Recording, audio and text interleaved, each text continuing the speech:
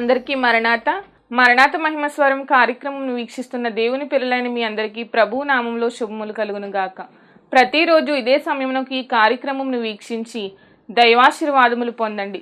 ఇప్పుడు pastor Samuel Sundar Reddy గారు దేవుని వాక్య వర్తమానం అందిస్తారు. శ్రద్ధగా ఆలకించండి. దేవునికి స్నేహితుడిగా పిలువబడ్డం మాత్రమే కాదు కానీ విశ్వాసులకు తండ్రిగా అద్భుతమైనటువంటి సాక్ష్యాన్ని కలిగినటువంటి వాడుగా అబ్రహాము కనబడుతూ ఉన్నాడు. దేవునికి స్తోత్రం. అబ్రహాము సంతతిలో నుంచే రాజులు రావడము, అబ్రహాము సంతతిలో నుంచే దావీదు రావడము, అబ్రహాము సంతతిలో నుంచే ఈ లోక రక్షకుడుగా వచ్చిన యేసుక్రీస్తు ప్రభువారు రావడం జరిగింది. అబ్రహాము ఒక మూల పురుషుడుగా కనబడుతూ ఉన్నాడు. అందుకని మత్తయి సువార్త 1వ అధ్యాయములో మనం గమనించినట్లయితే అబ్రహాము కుమారుడు దావీదు కుమారుడు యేసుక్రీస్తు ప్రభు అని చాలా స్పష్టముగా రాశారు. ఆదాము లేడు. గమనించాలి, మొట్టమొదటిగా ఎవరి పేరు రాస్తారు అంటే అబ్రహాము పేరు రాయబడింది. ఎంత అద్భుతమైనటువంటి మాట! ఎందుకు అంటే అబ్రహాము దేవుడు చెప్పిన ప్రతి పని కూడా చేసేవాడుగా కనబడుతూ ఉన్నాడు. దేవుడు ఏమి చెప్పినా కానీ చిత్తం ప్రభువా అని ముందుకు సాగిపోయాడు. నీ కుమారుని బలిగా కావాలని అడిగితే కుమారుని కూడా బలిగా ఇవ్వడానికి ముందుకు వెళ్ళిపోయాడు తప్ప నేను ఎందుకు ఇవ్వాలయ్యా అని అనలేదు. అయ్యా, నువ్వు వాగ్దానం చేసిన తర్వాత 25 సంవత్సరాలకు నాకు పుట్టాడయ్యా, ఇప్పుడు నువ్వు బలి అడుగుతున్నావేంటి అని ఎదురు ప్రశ్నలు వేయలా.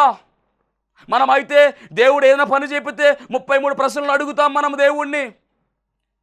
మరి అబ్రహాం అయితే ఎలాంటి ప్రశ్న అడగకుండా దేవుడు చెప్పిన పని చేయడానికి సిద్ధమైపోయాడు. ఇక రెప్పపాటులో కత్తి ఎత్తేసాడు. కానీ దేవుడు అంటున్నాడు కదా, అబ్రహాం కంగారు పడదు, తన కుమారుని బలి ఇవ్వడానికి కూడా సిద్ధమైపోయి కత్తి కూడా పైకి ఎత్తేసాడు. ఎంత కమిట్మెంట్ కలిగిన వాడు అబ్రహాం! ఎందుకు? దేవుడు చెప్పిన పని చేయడానికి అబ్రహాము సిద్ధముగా ఉన్నాడు. అబ్రహామును దేవుడు పిలిచాడు. 3 పనులు, 7 ఆశీర్వాదాలు. విడిచిపెట్టలేదు అబ్రహామును దేవుడు. ప్రతి విషయంలో కూడా అబ్రహాము దీవెన పొందుకున్నట్టుగా బైబిల్ గ్రంథంలో రాశారు. అన్ని విషయములలో అబ్రహాము ఆశీర్వాదం పొందుకున్నాడని రాశారు. యెహోవా ఆశీర్వాదము ఐశ్వర్యం ఇచ్చును అని రాయబడింది. వాక్యం ఇట్టిన దైవ జనాగమ. ఇక్కడ మంచి కరువు కాలం, అది కరువు మధ్యస్థులంగా ఉంది. తినడానికి ఇక తిండి ఉండదు. ఆ ఒక్క రోజు మాత్రమే తిండి వాళ్ళ ఇంట్లో ఉంది. కానీ దైవజనుడు అంటున్నాడు కదా, మొట్టమొదటిగా నువ్వు చేసుకునే అప్పములో నాకు ఇస్తే గనక ఇక కరువు కాలములో బయటంతా కరువు ఉంటుందేమో కానీ నీ ఇంటిలో కరువు ఉండదు. బయటంతా కూడా ఇబ్బంది పడతారేమో, నీవు ఇబ్బంది పడవు. నీ కుమారుడు నీవు ఇద్దరు కూడా పోషింపబడేటటువంటి పిండి నీ తొట్టెలో ఉంటుంది. పిండి కొంచెమే కానీ అది అయిపోదు, నూనె కొంచెమే అది అయిపోదు, సమృద్ధి ఉంటుంది. అవును, వాక్యం ఇట్టినటువంటి దైవ జనాంగమా, యేసుక్రీస్తు ప్రభువారు గనక నీతో ఉంటే గనుక, ఆయన నీ ఇంటిలో ఉన్నట్లయితే, నీ జీవితంలో ఉన్నట్లయితే ఖచ్చితముగా నీ జీవితంలో కూడా వృద్ధి చూస్తావు నీవు, సమృద్ధి చూస్తావు నీవు. 5 రొట్టెలు 2 చిన్న చేపలు ఆయన చేతుల్లోనికి వెళ్ళిన తరువాత వాటిని ఆశీర్వదించగా 5,000 మంది తిన్నట్టుగా బైబిల్ గ్రంథములో రాశారు. 12 గంపలు మిగిలాయి. అనగా యేసుక్రీస్తు ప్రభువు వారి యొక్క చేతుల్లోనికి మన సంపాదన వెళ్ళినట్లయితే కనుక, అనగా యేసుక్రీస్తు ప్రభువు వారి చేతుల్లోనికి మన జీవితాలు వెళ్ళినట్లయితే ఖచ్చితముగా ఆ 5 రొట్టెలు 2 చిన్న చేపలు ఎలాగైతే ఆశీర్వాదంగా మారిపోయి 5,000 మంది తినడానికి కారణమయ్యాయో, వారి ఆకలిని తీర్చాయో, అలాగే నీ జీవితము కూడా చాలా ఉపయోగకరముగా మారిపోతుంది, చాలా ఆనందకరముగా మారిపోతుంది. యేసుక్రీస్తు ప్రభువు వారి యొక్క చేతుల్లోనికి మనము వెళ్ళవలసిన వారమై ఉన్నాము. యేసుక్రీస్తు ప్రభువు వారి యొక్క చేతుల్లోనికి మన జీవితాలు అప్పగించవలసిన వారమై ఉన్నాము. అలాగైతే మనము కూడా ఆశీర్వాదం పొందుకోవడం మాత్రమే కాదు, మన ద్వారా అనేక మంది ఆశీర్వదింపబడతారు. ఉదాహరణగా చెప్పాలంటే యోసేపు ద్వారా పోతీఫర్ ఆశీర్వదించబడ్డాడు. యోసేపు అడుగుపెట్టిన వేళ విశేషం ఎంతో గొప్పది. గమనించాలి, యోసేపు యొక్క జీవితము, అన్నలు వదిలేసినటువంటి జీవితము. యోసేపు యొక్క జీవితం ఎలాంటిది అంటే, అన్నలు పగ పెట్టుకుని చంపేసేటటువంటి ప్రయత్నం చేసినటువంటి జీవితము. యోసేపు యొక్క జీవితము ఎలాంటిది అంటే కనుక, అన్నలే స్వయముగా గోతిలో పడేశారు. చచ్చిపోవడమే మంచిది, చంపేద్దాం అనేటటువంటి పగతో ఉన్నారు వారు. సొంత తమ్ముడిని చంపేయాలని ఆలోచన కలిగిన వారు. ఏదో రకంగా వాడిని విడిపించుకోవాలని ఆలోచన కలిగినటువంటి అన్నలు. కానీ దేవుడైతే మటుకు యోసేపును పట్టుకున్నాడు. యోసేపును దేవుడు హెచ్చించే ప్రయత్నం చేశాడు. అందుకనే ప్రతి విషయంలో కూడా యోసేపుకు దేవుడు తోడై ఉన్నాడని రాయబడింది బైబిల్ గ్రంథములో. దేవుడు మనకు తోడుగా ఉంటేనే కానీ మన జీవితాలు బాగుపడవు. ఆయన తోడుగా లేకపోతే మనం ఏమీ చేయలేము. ఆయనకు వేరుగా ఉండి మనము చేసేది ఏమీ లేదు. కనుక మనము నమ్ముకున్నటువంటి దేవుడు గొప్పవాడు, మనల్ని ఎప్పుడూ కూడా హెచ్చించేవాడుగానే ఉన్నాడు. మరి మనల్ని దేవుడు హెచ్చించాలి అంటే కనుక మనము చేయవలసిన పని ఏమిటంటే మనము తగ్గించుకొని ఆయన చేతుల్లో మనము అణిగి ఉండాలి. ఆయన చేతుల్లో మనము ఒదిగిపోవాలి. ఆయన రెక్కల నీడలోనికి మనం వచ్చేయాలి. ఆయన రెక్కల నీడలో మనం ఉన్నట్లయితే మనకు ఆశ్రయం దొరుకుతుంది. అప్పుడు మన జీవితాలు వర్ధిల్లుతాయి. యోసేపు జీవితము ఏ విధముకైతే వర్ధిల్లిందో, యోసేపు ద్వారా అనేక మంది బాగుపడ్డారు. యోసేపు అడుగుపెట్టిన చోటల్లా కూడా మరి అద్భుతమైనటువంటి ఆశీర్వాదాలే లభించాయి. కరువు కాలములో యోసేపు చేసినటువంటి కార్యము చాలా గొప్పది. ఐగుప్తు దేశము మరిచిపోలేనటువంటి కార్యాన్ని యోసేపు అక్కడ చేసినట్టుగా యోసేపు ఆ ఫరో తర్వాత ఒక చక్రవర్తిగా దేశము కాని దేశములో నిలవబడ్డాడు. కారణము దేవుడు యోసేపుకు తోడై ఉన్నాడు. ఎందుకంటే యోసేపు తన జీవితంలోనికి దేవుణ్ణి ఆహ్వానించుకున్నాడు. బంధువులు విడిచిపెట్టేశారు, అన్నదమ్ములు విడిచిపెట్టేశారు, ఒంటరైపోయాడు. దేశము కాని దేశములో, భాష రాని దేశములో, నాన్నవారు లేని దేశములో ఒంటరిగా యోసేపు ఉన్నప్పటికీ దేవుడు తోడుగా ఉన్నట్టుగా ఈరోజు వాక్యం వింటున్నటువంటి దైవ జనాంగముగా ఉన్నటువంటి వారులారా, మీ జీవితంలో కూడా ఒంటరితనము అనేక పర్యాయములు వచ్చింది. ఒంటరిగా ఉండి నీవు చింతిస్తూ ఉన్నావు, ఒంటరిగా ఉండి నీవు రోధిస్తూ ఉన్నావు, ఒంటరిగా ఉండి అయ్యో నా జీవితం ఏమిటి, నా అన్నవారు ఎంతమంది ఉన్నా కానీ నేను ఇలా ఒంటరి అయిపోయానని నువ్వు చింతిస్తున్నావు కదా. నీ చింత యావత్తు ఆయన మీదవే. నువ్వు ఒంటరి కాదు, ఒంటరి అన్నవారు 1000 మంది అగును. ఇలా బైబిల్ గ్రంథంలో వాగ్దానాలు మనం చూస్తున్నాం. దేవుని మహిమ కలుగును గాక. కాబట్టి నువ్వు ఒంటరి కాదు, నీకు ఆయన తోడుగా ఉన్నాడు. ఈరోజు ఈ సారేపతి విధవరాల గురించినటువంటి చరిత్రలో మనం ఉన్నాం. ఏలియా అడిగిన వెంటనే ఆమె అంటున్నటువంటి మాట సరేనయ్యా అని చెప్పేసి అంత కరువు కాలంలో కూడా ఆమె మరి ముందుకు వచ్చింది. మొత్తానికి అప్పము చేసుకువచ్చండి దైవజనుడికి ఇచ్చేసింది. 15వ వచనం, ఇశ్రాయేలీల దేవుడని యెహోవా సెలవిచ్చి ఉన్నాడు అనెను. అంతటా ఆమె వెళ్ళి ఏలియా చెప్పిన మాట చొప్పున చేయగా అతడును ఆమెయు ఆమె ఇంటి వారును అనేక దినములు భోజనము చేయుచు వచ్చిరి. హల్లెలూయా! ఎంత గొప్ప అద్భుతమో. కరువు కాలములో ఈరోజే మాకు ఈ భోజనం ఉన్నది, ఈరోజే మాకు ఈ రోజుతో ఆఖరు అనుకున్నటువంటి జీవితము మరలా పునః ప్రారంభించబడింది. కారణం ఏమిటంటే ఆతిథ్యం ఇచ్చిందండి. కరువు కాలంలో కూడా ఈ యొక్క ఏలియాకు ఈ తల్లి ఆతిథ్యం ఇచ్చింది, అదే ఆశీర్వాదంగా మారిపోయింది. అంత మాత్రమే కాదండి, ఆ కింద మన చరిత్ర మనం చూసినట్లయితే కనుక మరి ఏలియా గారు చక్కగా ఆ ఇంటిలో ఉన్నట్టుగా కూడా మనం చూస్తూ ఉన్నాము. కరువు కాలం అంతా కూడా వారు పోషింపబడ్డారు. 16వ వచనం, తొట్టిలో ఉన్న పిండి తక్కువ కాలేదు, బుడ్డిలో ఉన్న నూనె అయిపోలేదు. అటు తరువాత ఆ ఇంటి యజమానురాలైన ఆమె కుమారుడు రోగి అయి ప్రాణము నిలువజాలినంత వ్యాధి గలవాడని. అమ్మ తర్వాత విషయం ఏమిటంటే కనుక కొంతకాలం తర్వాత ఆమెకున్నటువంటి కుమారుడు రోగి అయిపోయాడు, ప్రాణము నిలవలేని జానంత వ్యాధి వచ్చిందని రాయబడింది. అంటే కరువు కాలం అంతా కూడా ఏమయ్యారంటే కనుక పోషింపబడ్డారు. అలా ఏలియా గారితో వారికి పరిచయం ఏర్పడింది. ఏలియా గారు కూడా ఆమె ఇంటి దగ్గర ఉన్నట్టుగా మనం చూస్తూ ఉన్నాం. కొంతకాలం తర్వాత ఏం జరిగిందంటే ఆమెకు ఉన్నటువంటి ఒక్కగానొక్క కుమారుడు జబ్బు పడ్డాడు.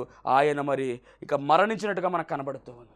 అప్పుడు ఈ తల్లి ఏలియా గారితో అంటుంది, అయ్యా నా కుమారుడు మరి ఎలాంటి పరిస్థితుల్లో ఉన్నాడు.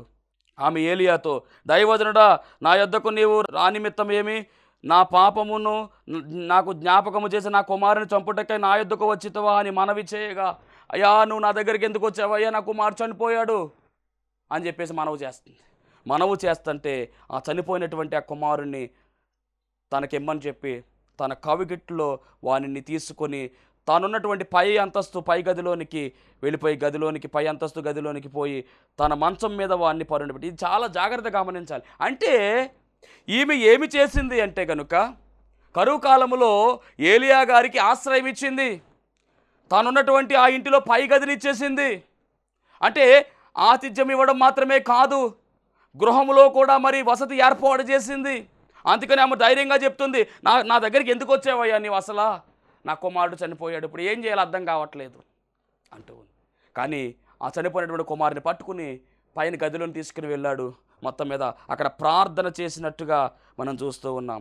22వ వచనము, యెహోవా ఏలియా చేసిన ప్రార్థన ఆలకించి 27వ వచనం, ఆ చిన్నవాని మీద ముమ్మారు తాను పారచాచుకొని, యెహోవా నా దేవా నా మొర్ర ఆలకించి ఈ చిన్నవానికి ప్రాణము మరలా రప్పింపమని యెహోవాకు ప్రార్థన చేయగా, యెహోవా ఏలియా చేసిన ప్రార్థన ఆలకించి ఆ చిన్నవానికి ప్రాణం మరలా రప్పించినప్పుడు వాడు బ్రతికేను. చూసారా ఎంత గొప్ప కార్యము. ఆతిథ్యం ఇచ్చినటువంటి ఆ తల్లి యొక్క బిడ్డ చనిపోయాడు. మరి ఆతిథ్యం ఇచ్చింది దేవుడు విడిచిపెడతాడా? ఆ దైవజనుడే ప్రార్థన చేయగా దేవుడు ఆ దైవజనుడి ప్రార్థన ఆలకించి ఆ బిడ్డను మరలా ప్రాణాలతో అప్పగించాడు. ఇదంత గొప్ప కార్యము. ఆహారము, కరువు కాలం అంతా కూడా ఆహారంతో పోషింపబడ్డారు. చనిపోయినటువంటి బిడ్డ బ్రతుకుతాడా అంటే అది అసాధ్యమే. కానీ దేవునికి సమస్తము సాధ్యమే. ఏ ఏలియా అయితే మరి సపోర్ట్గా ఉన్నాడో అదే ఏలియా ప్రార్థన కూడా చేసి చక్కగా బిడ్డను మరలా ఇస్తే ఆ తల్లండి చాలా ఆనందపడింది. అంటే ఈ గృహములో ఎవరికి ఆతిథ్యం ఇచ్చారు అంటే ఏలియా అనేటటువంటి దైవజనుడికి కుటుంబం ఆతిథ్యం ఇవ్వగా దేవుడు ఆ కుటుంబంలో ఉన్నటువంటి ఆ బాధనంతా తొలగించాడు. కరువు కాలంలో వారికి ఉన్నటువంటి లోటు అనగా సమృద్ధి లేదు, అక్కడ ఇక తినడానికి తిండి లేదు. కరువు ఉంది ఆ ఇంటిలో. కానీ దైవజనుడు అడుగుపెట్టిన తర్వాత ఆ కరువు అంతా పోయింది. నీ జీవితంలో కూడా ఇదే. సంపాదన లేక ఇబ్బంది పడుతున్నారా? సంపాదించిన డబ్బులు సరిపోక ఇబ్బంది పడుతున్నారా?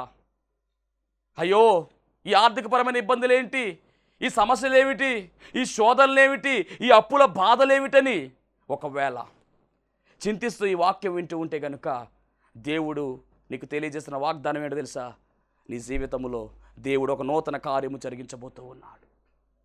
ఆతిథ్యం ఇవ్వడం మర్చిపోవద్దు. దైవ సేవకుల విషయంలో నిర్లక్ష్య ధోరణి వద్దు. దేవుడు ఏర్పాటు చేసుకున్నటువంటి వారు దేవుని యొక్క పనివారుగా, దేవుని దూతలుగా వారు పిలువబడుతూ ఉన్నారు. కనుక మరి ఆతిథ్యం ఇవ్వడంలో మట్టికి ఎక్కడ కూడా నిర్లక్ష్య ధోరణి వద్దు. ఈమె ఆతిథ్యం ఇచ్చింది, కరువు కాలంలో పోషింపబడింది. అంత మాత్రమే కాదు, చనిపోయినటువంటి కుమారుని కూడా మరలా సంపాదించుకుంది. కుటుంబంలో చాలా ఆనందం. 2వ రాజుల గ్రంథము 4వ అధ్యాయము 15-16 వచనాలు మనం చూసినట్లయితే, ఆమెను పిలవమనగా వాడు ఆమెను పిలిచెను. ఆమె వచ్చి ద్వారమందు నిలవగా ఎలీషా మరుసటి ఏట ఈ ఋతువున నీ కౌగిట కుమారుడుండునని ఆమెతో నేను. ఆమె ఆ మాట విని, దైవజనుడు అయినా నా ఏలినవాడ, అలాగూ పలకవద్దు, నీ దాసురాలనైన నాతో అబద్ధమాడవద్దు అనెను. పిమ్మట ఆ స్త్రీ గర్భవతి అయి మరుసటి ఏట ఎలీషా తనకు చెప్పిన కాలమున కుమారుని కనెను. మరి ఈ వృత్తాంతములో ఎలీషా అనే దైవజనుడు కనబడుతూ ఉన్నాడు. ఈ ఎలీషా అనే దైవజనుడికి ఆతిథ్యం ఇచ్చినటువంటి ఒక ఆమె కనబడుతుంది. ఆమె పేరు కూడా రాయలేదు. ఆమె ఎవరు అంటే గనక షునేము అనేటటువంటి పట్టణమునకు చెందినటువంటి ఆమె. షునేమియురాలు అని పిలుస్తారు ఆమెను, గనురాలు అని పిలుస్తారు ఆమెను. చదువుదాం 8వ వచనం, 2వ రాజుల గ్రంథము 4వ అధ్యాయం 8వ వచనము. ఒక దినమందు ఎలీషా షునేమి పట్టణమునకు పోగా అచ్చట గనురాలైన యొక్క స్త్రీ భోజనమునకు రమ్మని అతని బలవంతము చేసిన గనుక అతడు ఆ మార్గమును వచ్చినప్పుడల్లా ఆమె ఇంట భోజనము చేయుచూ వచ్చాను. ఇది ఎంత గొప్ప ఆశీర్వాదం గమనించండి. ఏలియా తరువాత వచ్చినటువంటి గొప్ప దైవజనుడు ఎలీషా. అద్భుతమైనటువంటి సేవా పరిచర్య చేసినటువంటి వాడు ఎలీషా. ఏలియా కన్నా రెట్టింపు ఆశీర్వాదము, ఏలియా కన్నా రెట్టింపు అభిషేకము, ఏలియా కన్నా రెట్టింపు అద్భుత ఆశ్చర్య కార్యాలు చేసి చరిత్రలో నిలిచిపోయినటువంటి, చరిత్ర కలిగినటువంటి గొప్ప దైవజనుడు, తగ్గింపు స్వభావం కలిగినటువంటి దైవజనుడే ఈ ఎలీషా. ఈ ఎలీషా అనేటటువంటి ఆయన ఒకరోజు షునేము అనేటటువంటి పట్టణము గుండా వెళ్ళిపోతూ ఉంటే ఆ ప్రాంతములో గనురాలైనటువంటి ఒక స్త్రీ, పేరు చెప్పల, ఈమె ఆయన దగ్గరికి వెళ్ళి, దైవజనుడా నీవు నా ఇంట భోజనము చేయాలి అని చాలా బలవంతము చేసి తీసుకుని వెళ్ళింది. ఉన్నారా ఇలాంటి వారు ఈ రోజుల్లో? దైవజనుడికి ఆతిథ్యం ఇవ్వడం, భోజనం పెట్టడం ఎంత గొప్ప విషయమో. బతిమాలుకుంటే వెళ్ళాడు. అంత మాత్రమే కాదు, ఆ ఊరికి ఎప్పుడు వెళ్ళినా కానీ ఆమె ఇంటి దగ్గరే భోజనం చేసేవాడంట. ఇక ద్వారాలు తెరిచినటువంటి ఇంటిగా కనబడుతూ ఉంది ఈ ఇల్లు. అంత మాత్రమే కాదు, కొంతకాలమైన తర్వాత ఈ షునేమీరాలు అతని భర్తతో చెప్తున్నటువంటి మాట ఏమిటంటే 9వ వచనం, కాగా ఆమె తన పెనివిటిని చూచి, మన యొద్దకు వచ్చుచూ పోవుచున్నవాడు భక్తిగల దైవజనుడని నేను ఎరుగుదును. కావున మనము అతనికి గోడ మీద ఒక చిన్న గది కట్టించి అందులో అతని కొరకు మంచము, బల్ల, పీట, దీపస్తంభము నుంచుదుము. అతడు మన యొద్దకు వచ్చినప్పుడల్లా అందులో బస చేయవచ్చునని చెప్పాను. ఏంటేంటి? వారు ఉన్నటువంటి ఇంటి గోడ మీద, అనగా ప్రాకారం పెద్దది కదా, దాని మీద ఒక ఇంటిని కట్టేద్దాం, ఒక గది నిర్మిద్దాం, ఆ గదిని అతనికి ఇచ్చేద్దాం. అతడు ఈ ఊరికి వచ్చినప్పుడల్లా కూడా ఆ గదిలో ఉంటారు. అంత మాత్రమే కాదు, ఒట్టి గద కాదు, మంచము పెట్టాలి, అందులో బల్ల పెట్టాలి, అలాగే పీట పెట్టాలి, దీపస్తంభం పెట్టాలి, 4 రకాలైనటువంటి వస్తువులు కూడా అందులో అమర్చి సిద్ధపరిచి అతనికి ఇచ్చేద్దాం అని చెప్తే భర్త కూడా ఓకే అన్నాడు. సిద్ధం చేసి అతనికి ఇచ్చేశారు. ఇటు ఆతిథ్యం ఇవ్వడం మాత్రమే కాదు, ఒక గదినే ఇచ్చేశారు. ఎంత గొప్ప ఆశీర్వాదం అండి ఇది. చిత్రం ఏమిటంటే వీళ్ళకి పిల్లలు లేరు. అప్పుడు ఎలీషా అంటాడు కదా, అమ్మా నీకేం కావాలమ్మా కోరుకొని ప్రార్థన చేస్తానంటే ఏమీ మాట్లాడట్లా. అప్పుడు తన శిష్యుడైనటువంటి గెహాజీతో అడుగుతాడు, ఏంటి ఈమెకి ఏమి లోటు ఉందంటే పిల్లలు లేరు. అప్పుడు ఈయన అంటున్నాడు కదా, మనం చదివినటువంటి వచనం 15వ వచనం, అమ్మా ఆమెను పిలవగా వాడు ఆమెను పిలిచెను. ఎలీషా మరుసటి ఏట ఈ ఋతువున నీ కౌగిట కుమారుడు ఉండునని ఆమెతో చెప్పిన. మరలా ఈ రోజులకు నీకు ఒక కుమారుడు పుడతాడమ్మా అని చెప్పేశాడు. అప్పుడు ఆమె అంటుంది కదా, నేను వృద్ధురాలను అయిపోయాను కదయ్యా, నా భర్త వృద్ధుడు అయిపోయాడు కదా అనేసి అంటుంది. అయినా కానీ నీకు కుమారుడు పుడతాడని చెప్పేసి మొత్తానికి మరి ఒక వాగ్దానాన్ని దైవజనుడు చెప్పడం జరిగింది. దైవజనుని మాటను దేవుడు రూఢిపరిచాడు, చక్కని కుమారుడిని ఇచ్చేశాడు. కొంతకాలమైన తర్వాత ఆ కుమారుడు మరి ఒక ఇబ్బందికరమైనటువంటి సమస్యతో ఆ కుమారుడు చనిపోవడం జరిగింది. అలాంటి సమయంలో ఈ తల్లి ఏం చేసిందంటే దైవజనుడు ఉన్నటువంటి ఆ ఇంటి పైకి వెళ్ళి ఆ ఇంటిలో ఆ కుమారుని ఆ దైవజనుడు ఉన్నటువంటి ఆ మంచం మీద పడుకోబెట్టేసి ఈమె దైవజనుడి దగ్గరికి వెళ్ళిపోయింది. వెళ్ళి మొత్తానికి విషయం చెప్పింది. మరి ఆయన మరలా వచ్చి చూద్దాం 33వ వచనం, తానే లోపలికి పోయి వారిద్దరే లోపల ఉండగా తలుపు వేసి యెహోవాకు ప్రార్థన చేసి, ఎలీషా ఆ ఇంట జొచ్చి బాలుడు మరణమయ్యుండి తన మంచం మీద పెట్టబడి ఉండుట చూచి తానే లోపలికి పోయి వారిద్దరే లోపల ఉండగా తలుపు వేసి యెహోవాకు ప్రార్థన చేసి మంచం మీద ఎక్కి బిడ్డ మీద తన్ను చాచుకొని తన నోరు వాని నోటి మీదను, తన కండ్లు వాని కండ్ల మీదను, తన చేతులు వాని చేతుల మీదను ఉంచి బిడ్డ మీద పొడుగుగా పండుకొనగా ఆ బిడ్డ ఒంటికి వెట్ట పుట్టెను. తాను దిగి ఇంటిలో యువతల నుండి అవతలకు ఒకసారి నడిచి మరలా మంచము ఎక్కి వాని మీద పొడుగుగా పండుకొనగా బిడ్డ 7 మార్లు తుమ్మి కండ్లు తెరచెను. దేవునికి మహిమ కలుగునుగాక. అప్పుడు అతడు గెహాజీని పిలిచి ఆ షునేమీరాలు పిలుచుకుని రమ్మనగా ఆమె వచ్చెను. ఆమె అతని యొద్దకు రాగా అతడు నీ కుమారుని ఎత్తుకొనమని చెప్పాను. చచ్చిపోయినటువంటి కుమారుని బతికించేశాడు. అంతటా ఆమె లోపలికి వచ్చి అతని కాళ్ళ మీద పడి సాష్టాంగ నమస్కారము చేసి కుమారుని ఎత్తుకొని పోయాను. ఇది ఎంత గొప్ప ఆశీర్వాదం! గురువు గారి జీవితంలో, ఎలియా గారి జీవితంలో ఉన్నటువంటి చరిత్ర ఎలీషా గారి జీవితంలో కూడా కనబడుతూ ఉంది. సంతానం అనుగ్రహించాడు ఏకంగానే. అంత మాత్రమే కాదు, చనిపోయినటువంటి ఆ బిడ్డను కూడా బ్రతికించగలిగాడు. ఎంత గొప్ప ఆశీర్వాదం! అంటే సంతానము లేనటువంటి ఆ జీవితంలో సంతానము కలిగించడము, చనిపోయినటువంటి కుమారుడు మరలా బ్రతికించబడము దైవజనుడు ఆ ఇంటిలో చేసిన గొప్ప కార్యము. దైవజనుడికి వారు ఏం చేశారంటే ఆతిథ్యం ఇచ్చారు. మరి నీ దైవజనుడు ఆతిథ్యం ఇస్తున్నావా? ఆతిథ్యం ఇవ్వగలుగుతున్నావా? దేవుని సేవలో సహకారిగా మారుతున్నావా లేదా? దేవుని సేవలో మన సహకారం ఏ విధముగా ఉందో దేవుడు చూస్తూ ఉన్నాడు. సహకారుల పేర్లు జీవగ్రంథములో రాయబడును అని దేవుని వాక్యము సెలవిస్తూ ఉంది. దేవుని సేవకు మనము సహకరించినట్లయితే, మన దైవజనుడికి మనము సహకారం అందించినట్లయితే ఖచ్చితముగా మన పేరు జీవగ్రంథములో రాయబడుతుంది. మందిరానికి వెళుతున్నాము, వస్తున్నాము, ప్రార్థన చేసుకుంటున్నాము, ఉంటున్నాము అంతే. కానీ దేవుని పరిచర్యలో మరి మన వంతు సహకారాన్ని అందిస్తున్నామా లేదా? మందిరానికి వెళ్ళడం ప్రార్థన చేసుకోవడం కాదు, కానీ అది చేయాలి. అలాగే దేవుని పనిలో కూడా మనం వాడబడాలి. దైవజనునికి మన సహకారాన్ని అందించాలి, మన చేయూతనివ్వాలి. మేమున్నాము అనేటటువంటి ఒక భరోసా దైవజనుడికి ఇవ్వాలి. మనము వారి వెంట మనం పయనించాలి. అప్పుడు సంఘం వృద్ధి చెందుతుంది, దేవుని సేవ వృద్ధవుతుంది, అనేక మంది ఆయనలోనికి చేర్చబడతారు. మరి నీ సహకారం ఎలా ఉంది? దైవజనునికి ఆతిథ్యం ఇచ్చేటటువంటి గృహముగా నీ గృహం ఉందా అని ఈరోజు దేవుడు అడుగుతూ ఉన్నాడు. అబ్రహాము విషయంలో మనం చూచాం, ఏలియా విషయంలో మనము చూచాం, ఎలీషా విషయంలో మనము చూచాం. అలాగే రాహాబ్ అనేటటువంటి స్త్రీ గురించి కూడా మనం గతంలో మాట్లాడుకుని ఉన్నాము. రాహాబ్ అనేటటువంటి ఈ స్త్రీ కూడా వేగుల వారికి ఆశ్రయం ఇచ్చింది. ప్రమాదములో ఉన్నటువంటి వేగుల వారిని కాపాడినటువంటి చరిత్ర కలిగినటువంటి గొప్ప చరిత్ర రాహాబుకుంది. యెరికో అనేటటువంటి ప్రాంతమును వేగు చూడడానికి యెహోషువ 2 మనుషులను పంపించినట్టుగా యెహోషువ గ్రంథంలో మనము చూచాం. అప్పుడు వేగుల వారు వచ్చినటువంటి సంగతి ఆల్రెడీ యెరికో రాజుకు తెలిసిపోయింది. వారు ఎక్కడ దిగారు అంటే రహాబ్ అనేటటువంటి వేశ్య ఇంటిలో వారు ఉన్నారు, కాబట్టి మీరు వెళ్ళి పట్టుకోండి అని చెప్పి సైనికులకు ఆ రాజు ఆర్డర్ చేయగా సైనికులందరూ వచ్చేసారండి. ఎక్కడికి? ఎలీషా ఉన్నటువంటి ఈ యొక్క రహాబ్ ఉన్నటువంటి ఆ ఇంటి దగ్గరికి వచ్చి, నీ ఇంటికి వేగుల వారు వచ్చారు, వారిని మాకు అప్పచెప్పంటే అప్పుడు ఈ తల్లి పాపం ఏం చేసిందంటే ముందుగానే వారిని మిద్దె మీద దాసేసింది. అప్పుడు అంటుంది వారితో, మా ఇంటికి వచ్చారు కరెక్టే, కానీ వాళ్ళు వెళ్ళిపోయారు. వాళ్ళు ఎలా వెళ్ళారు నాకు తెలియదు, కానీ ఇప్పుడే వెళ్ళారు వారు.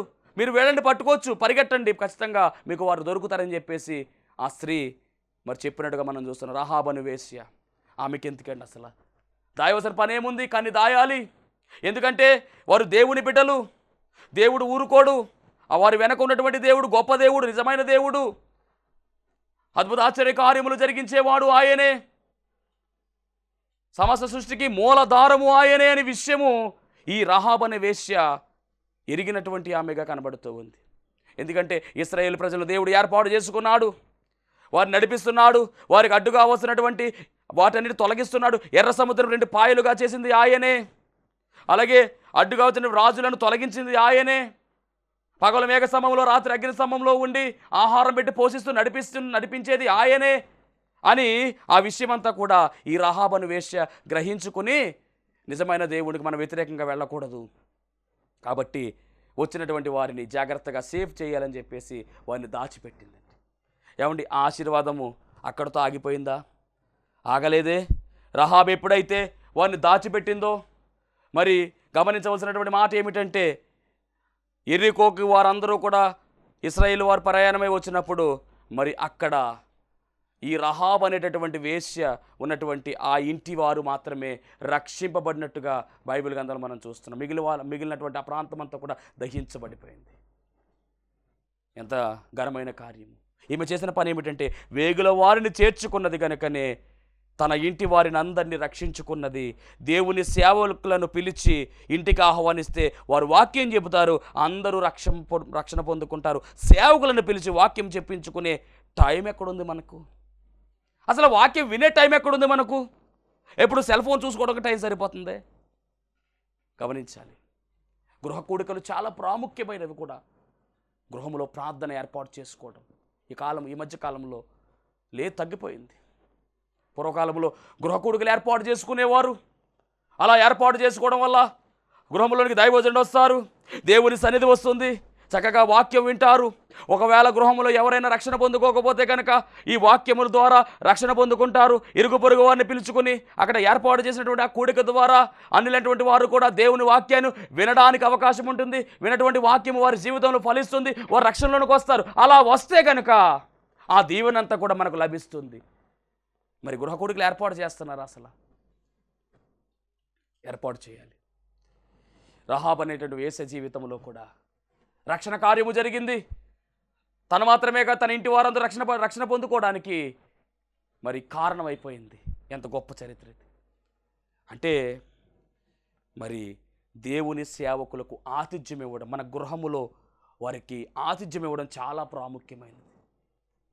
దేవుని సేవకులు వస్తే చాలామంది ఆహ్వానించుకుంటారు, ప్రార్థన చేయించుకుంటారు. కొంతమంది అయితే లేరు అని చెప్పి పంపించేసేవారు కూడా ఉన్నారు. పెళ్ళైనటువంటి వారు గమనించాలి. దైవ సేవకుడు వస్తే కనీసం వందనాలు కూడా చెప్పకుండా సెల్ ఫోన్ చూసుకుంటూ ఉండేవాళ్ళు చాలామంది ఉన్నారు. అలాంటి కల్చర్ వచ్చేసింది. దైవ సేవకుడు వస్తే కనీసం వందనాలను చెప్పకుండా, రండి అనేటువంటి మాట్లాడకుండా, అమ్మగారు లేరమ్మా అని అడిగితే లేరు అని చెప్పి నిర్లక్ష్యంగా ఉన్నటువంటి వారు కూడా ఉన్నారు. జాగ్రత్త. ఒకవేళ మీరు మీ పిల్లలు ఆ స్థాయిలో ఉంటే కనుక చాలా జాగ్రత్తగా ఉండాలి. ఎందుకంటే దైవజనులకు మనం ఆతిథ్యం ఇవ్వాలి. అలా ఇచ్చి బాగుపడినటువంటి వారు ఈరోజు మనం ధ్యానించుకున్నాం. అలాగే లూదియా అనేటటువంటి ఆమె కూడా పౌలు గారికి ఆతిథ్యం ఇచ్చింది, తన ఇంటికి చేర్చుకుంది పౌలు శీలల్ని. అలా చేర్చుకున్నది కనుకనే తన ఇంటి వారందరూ రక్షణ పొందుకున్నారు. అంత మాత్రమే కాదండి, ఐరోపా ఖండాన్ని వెలిగించినటువంటి గొప్ప దివిటీగా పిలువబడింది ఆమె. ఐరోపా ఖండం అంతా కూడా మార్పు చెందడానికి, ఫిలిప్పీ సంఘం ఏర్పడడానికి ఒక మూలరాయిగా ఈ లూదియా అనేటటువంటి స్త్రీ కనబడుతూ ఉంది. ఇలా బైబిల్ గ్రంథంలో ఆతిథ్యం ఇచ్చిన వారందరూ కూడా చాలా అద్భుతమైనటువంటి సాక్ష్యాన్ని పొందుకున్నారు. మరి అట్టి ఆతిథ్యం ఇచ్చే ధన్యత దేవదేవుడు మనందరికీ అనుగ్రహించునుగాక. ఆమేన్. మహోన్నతానికి వందనాలు, స్తోత్రాలు ప్రభా. ప్రాముఖ్యమైన సమయంలో దేవా, నీవు చెప్పిన ప్రతి మాటను బట్టి మీకు వందనాలు. రావాల్సిన దీవెనలు సమృద్ధిగా నీ బిడ్డలకు దయచేయమని, ఆతిథ్యం ఇచ్చేటటువంటి గొప్ప తలాంతును నీ బిడ్డలకు అనుగ్రహించమని, నాయన నీ బిడ్డల జీవితాల్లో ఉన్నటువంటి ఇబ్బందులు, ఆర్థికపరమైన సమస్యలు, శోధనలు, ఇరుకులు అన్నీ తొలగించండి. సమాధానమును, సంతోషము నీ బిడ్డలకు దయచేయమని యేసు నామములో అడుగుచున్నాం పరమ తండ్రి. ఆమేన్. అందరికీ మరణాత. దేవునికి స్తోత్రం. అందరికీ వందన మరణాత తెలియజేస్తున్నాను. మరణాత మహిమస్వరం అనే ఆధ్యాత్మిక కార్యక్రమాన్ని వీక్షిస్తున్న మీ అందరికీ కూడా మరి ఒక పర్యాయము ప్రభు పేర వందన మరణాత తెలియజేస్తూ ఉన్నాను.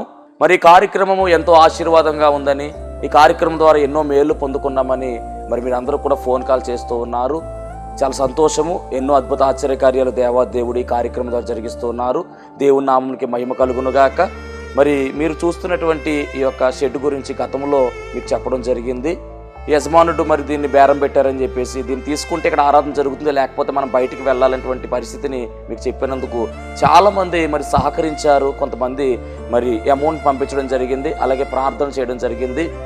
దేవుని మహాకృపను బట్టి పంపించినటువంటి కొంత అమౌంట్ మరి యజమానుడికి కట్టడం జరిగింది. ఇంకా చాలా అమౌంట్ మనము వారికి ఇవ్వాల్సి ఉంది. కనుక మరి ఈ కార్యక్రమాన్ని వీక్షిస్తున్నటువంటి మీకు ఎవరికైనా కనుక ప్రేరేపణ కలిగినట్లయితే కనుక మరి మీ వంతు సహకారాన్ని అందించండి. ఈ దేన సేవకునికి మీ యొక్క సహకారం అందించి ఈ సేవను మరి ముందుకు వెళ్ళేలాగా సహకరించవలసిందిగా ప్రభు పేరు తెలియజేస్తూ ఉన్నాను. మీకు ఎవరికైనా కనుక మరి ప్రేరేపణ కలిగినట్లయితే కనుక స్క్రీన్ మీద కనపడుతున్నటువంటి ఆ నెంబర్కి ఫోన్పే చేయండి, లేదా ఫోన్ చేసినట్లయితే కనుక నేనే స్వయంగా మాట్లాడతాను. మీ సహకారాన్ని అందించండి. ప్రభు పనిలో మీరు కూడా పాలి భాగస్తులు కావాల్సిందిగా ప్రభు పేరు తెలియజేస్తున్నాను. అందరికీ మరణాత.